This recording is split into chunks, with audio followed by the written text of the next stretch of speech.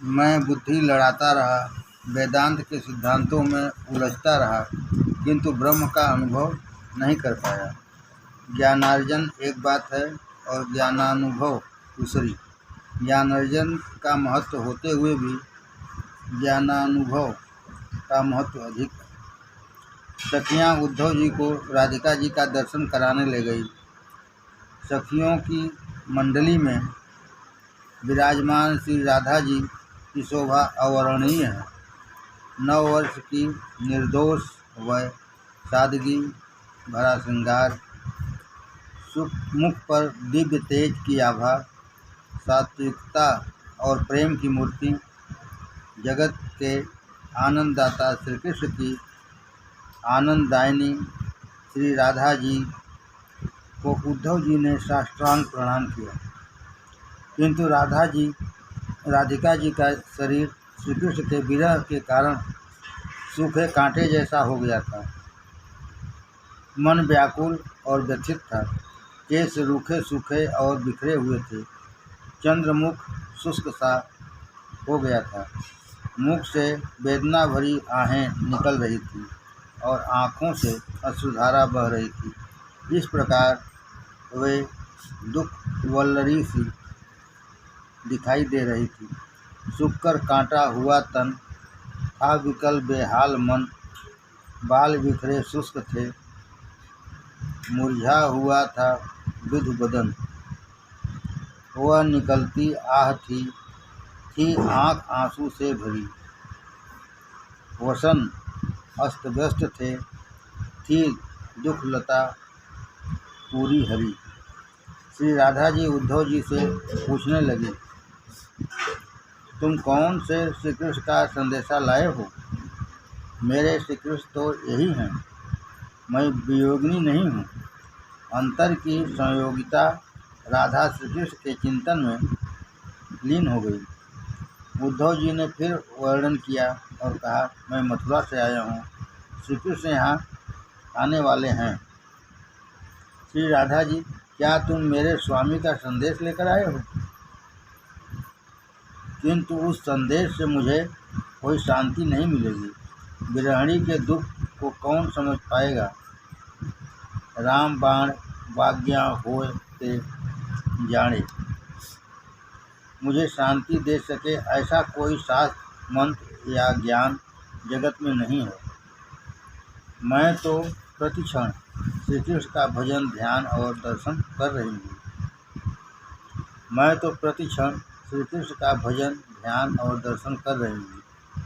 राधा जी की कातर दशा देखकर सभी गोपियाँ, वृक्ष, बेलियाँ, फूल, कलियाँ, पशु पक्षी रोने लगे।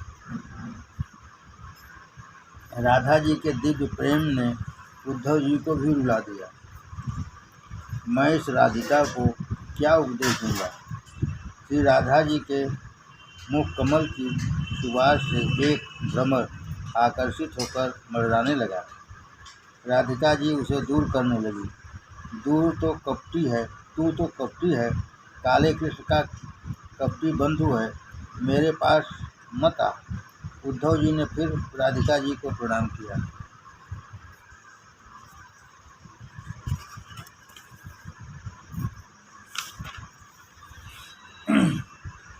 47वें अध्याय के 12 से 21वें श्लोक भ्रमर गीत के नाम से जाने जाते हैं।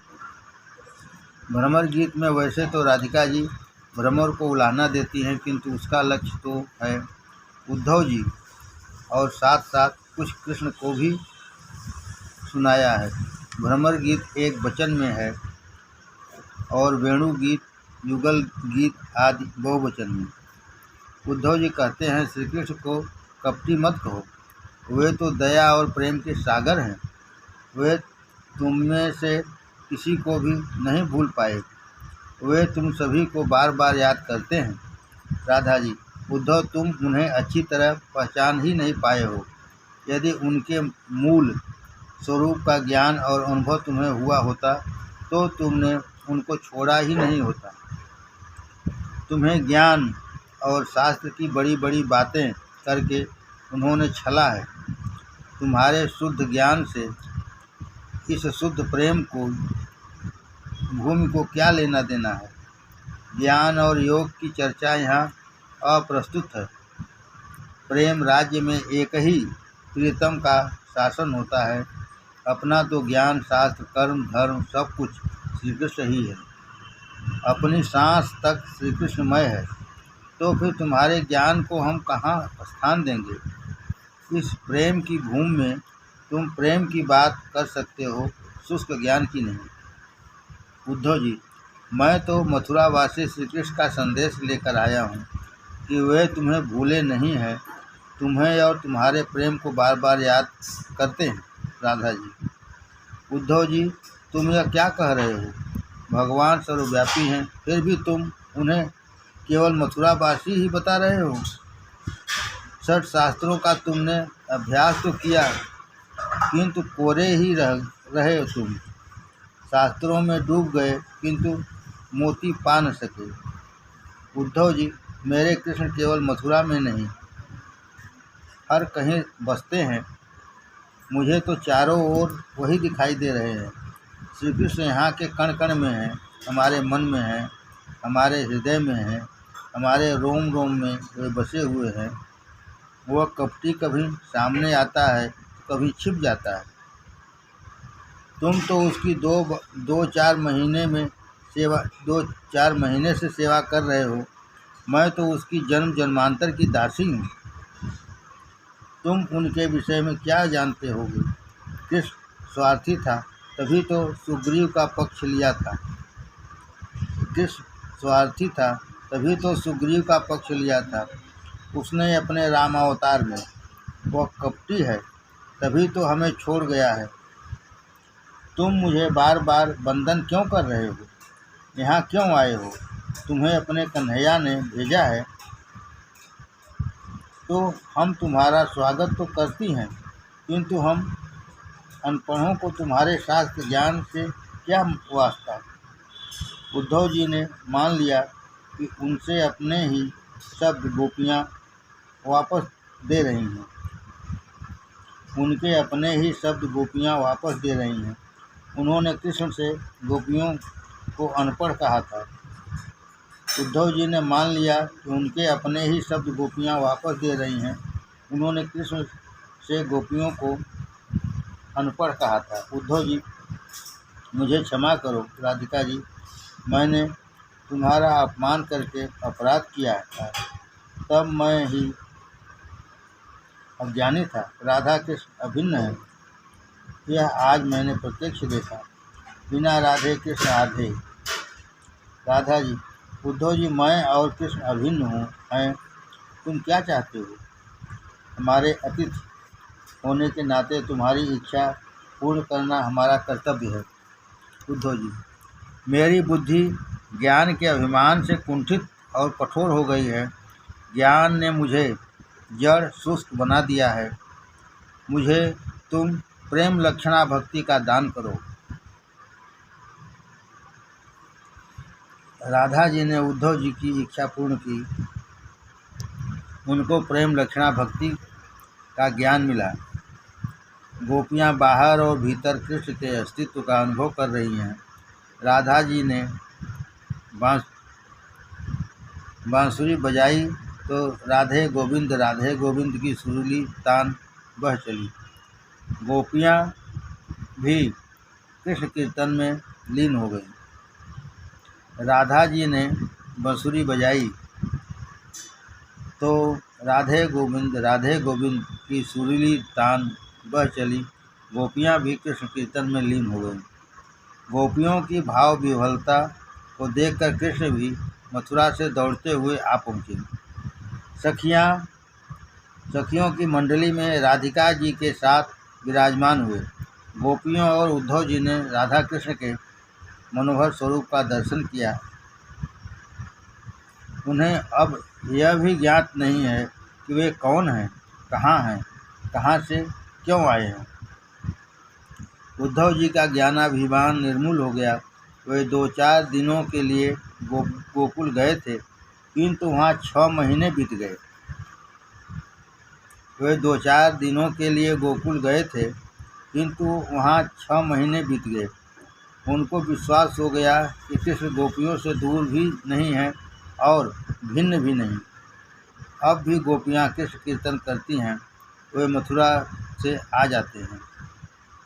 जब भी गोपियाँ कृष्ण कीर्तन करती हैं, वे मथुरा से आ जाते हैं। उद्धव जी, एक प्रसंग सुनाऊं?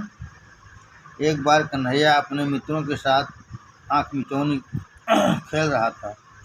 श्री दामा ढूंढ रहा था।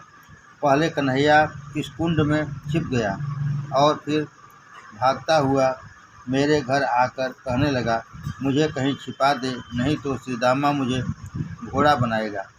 मैंने उसे अपनी गोद में छिपाकर आंचल ओढ़ा दिया।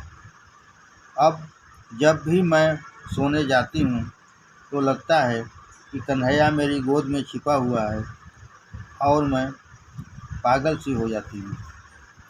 भगवान की लीला कथा सुनते सुनते उद्धव जी की आँखों से आंसू छलक आते हैं।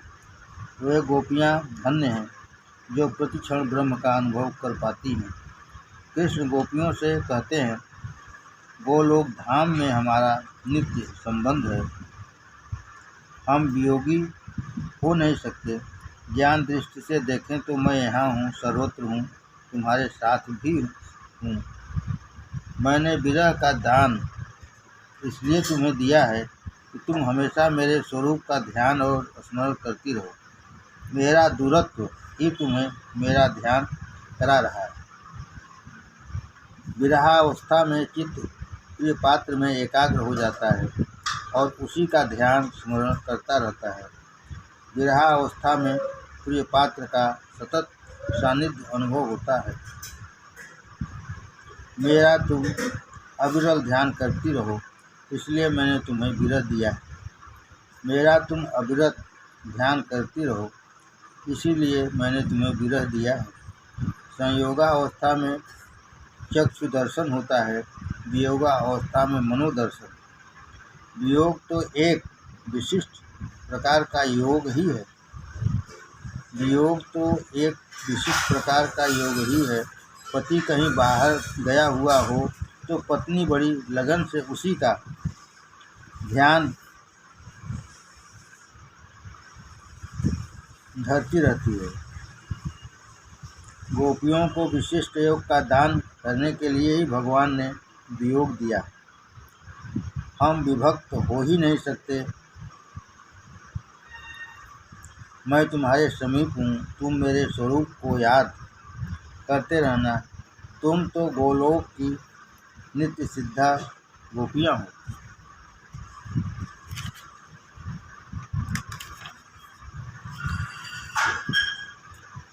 गोपियों को भी उद्धव जी के साथ रहने से ज्ञान लाभ हुआ। उनकी भक्ति ज्ञान के कारण दिव्य बन गई। विरहावस्था में वे मानने लगी कि श्री कृष्ण तत्वतः उनके निकट ही हैं। प्रेम लक्षणा भक्ति 5वां पुरुषार्थ है।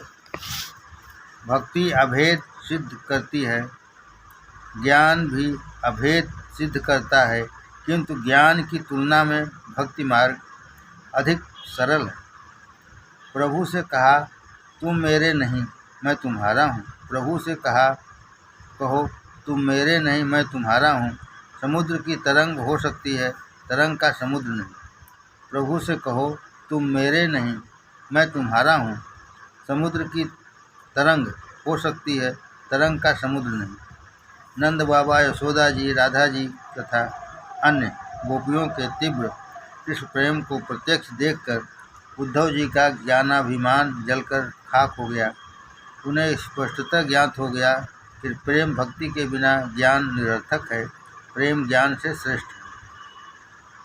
गोकुल छोड़ने की इच्छा ही नहीं हो रही थी उद्धव जी को। वे आए थे गोपियों के गुरु बनने, किंतु उन्हीं के शिष्य बन गए। अब तो वे भगवान के साथ भगवान से मात्र प्रेम लक्षणा भक्ति ही मांगने की सोचने लगे, जिन्हें महान मुनि भी नहीं पा सकते हैं। ऐसे भगवान को इन गोपियों ने सहज ही पा लिया है। मैं उनकी चरण रज से स्नान कर लूं कि जिससे अगले जन्म में चाहे मनुष्य न हों किंतु वृंदावन के वृक्ष लता पशु पक्षी कुछ भी बनने का लाभ मिल सके। ऐसा होने पर मैं कृतार्थ हो जाऊंगा। गोपियों के सत्संग से उद्धव जी को ज्ञानोत्तर प्रेम लक्षणा भक्ति का प्रत्यक्ष दर्शन हुआ। उन्होंने सभी गोपियों की चरण रज अपने मस्तक पर चढ़ाई, सभी को वंदन किया। कृष्ण बिहारी जीव का वर्तन और व्यवहार कैसा होना चाहिए, उसका आदर्श इन गोपियों ने जगत के समक्ष रखा है।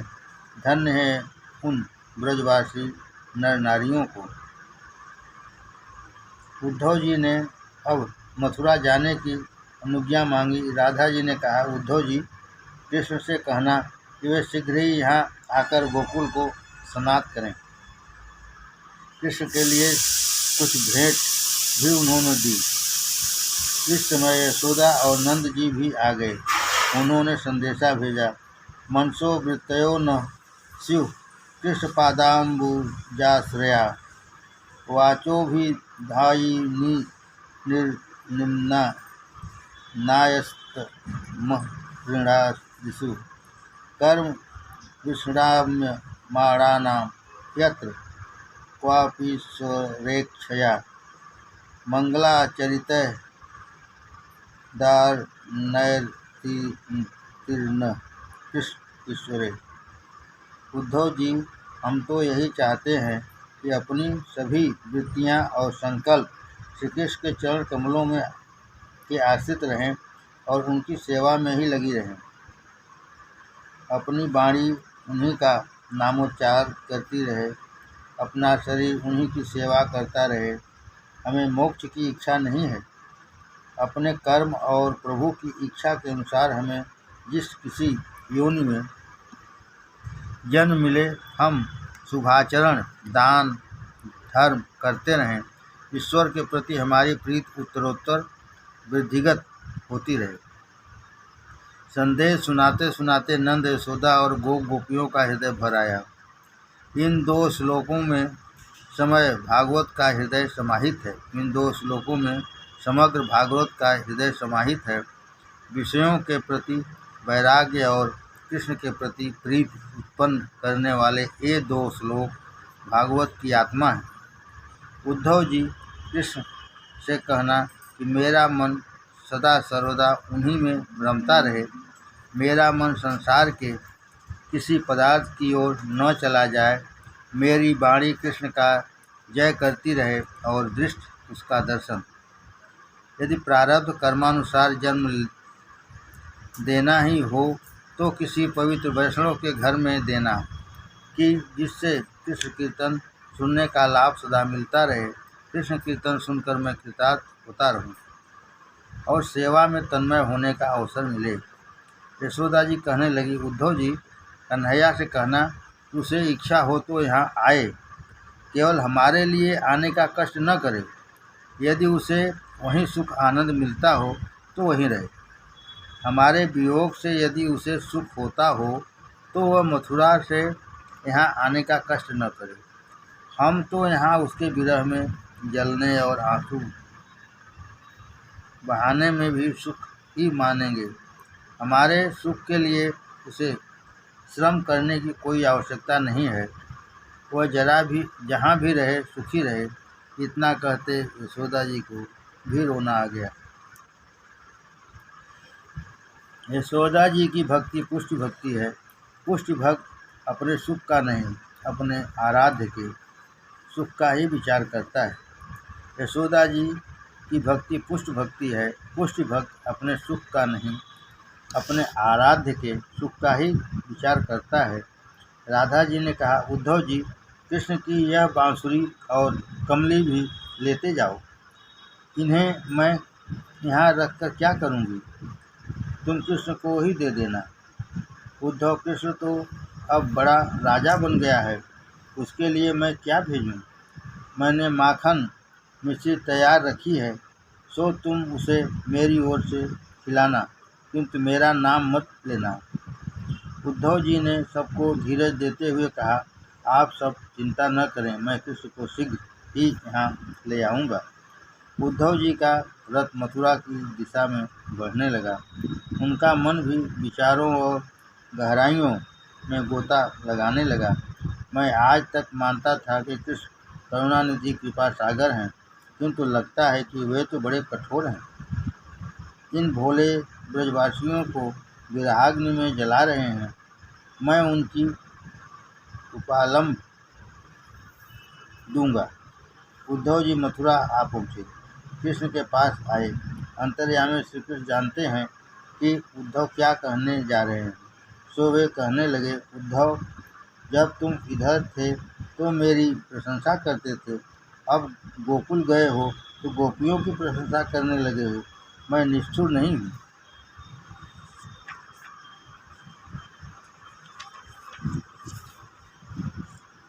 भगवान ने उद्धव जी के मस्तक पर अपना वरद हस्त पधराया।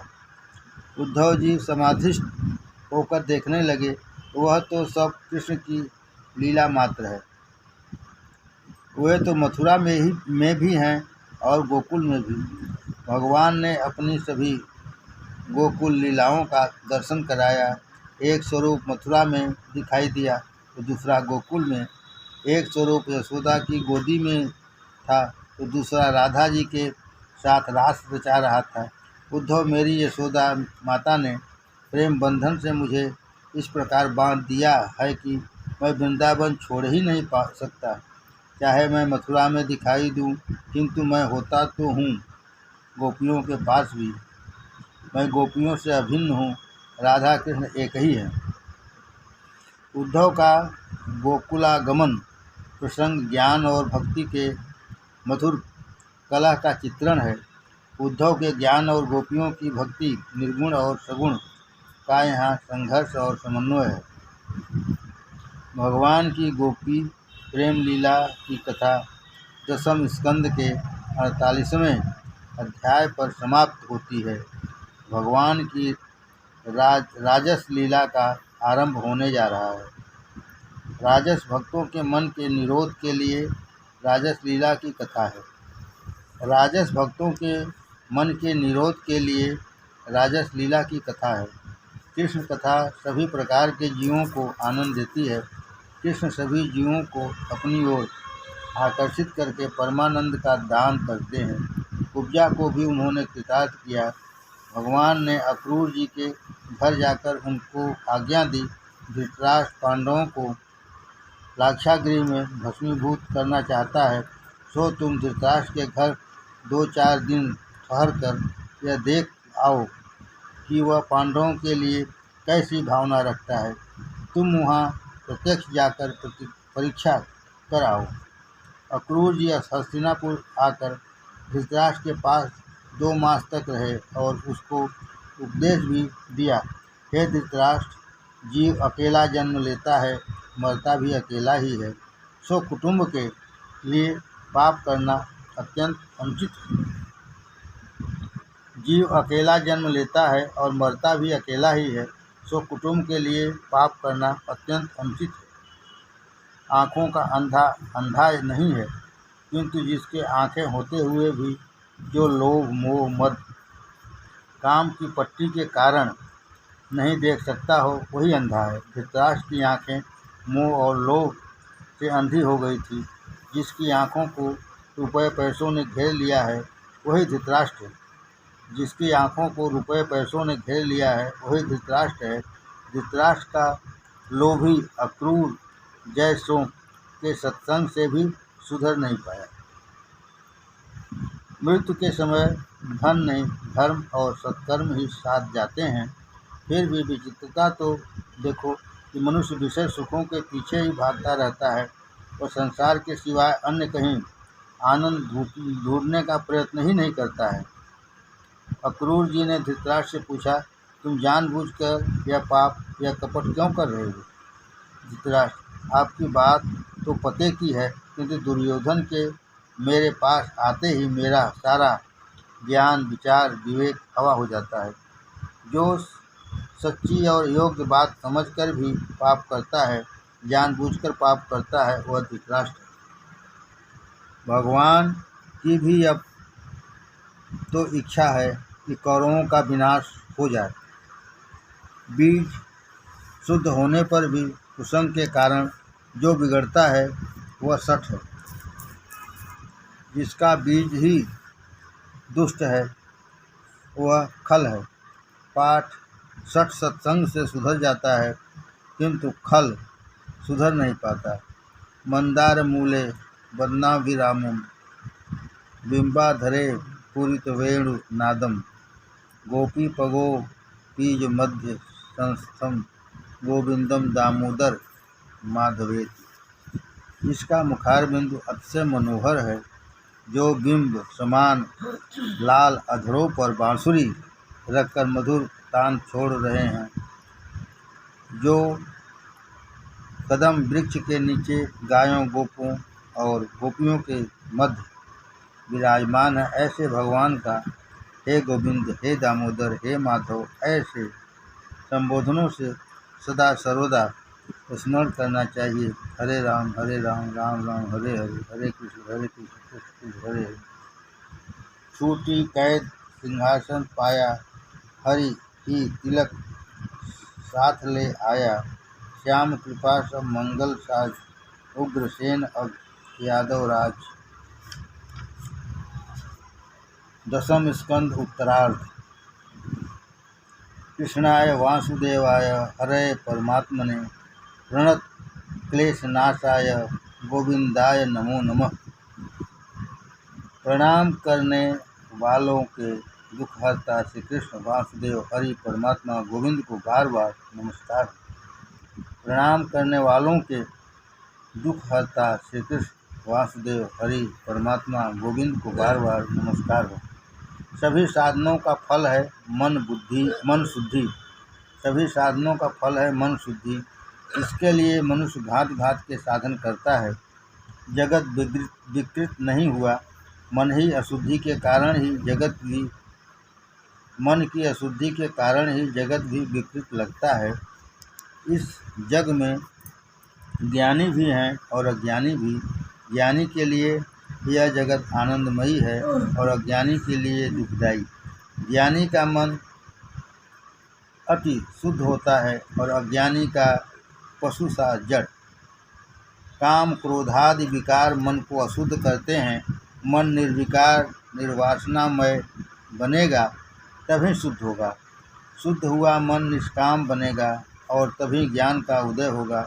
मन बुद्धि के लिए योगी जन ध्यान धारणा प्रत्याहार प्राणायाम आदि करते हैं, किंतु कई बार ऐसा करने पर भी मन पूर्णतः शुद्ध नहीं हो पाता।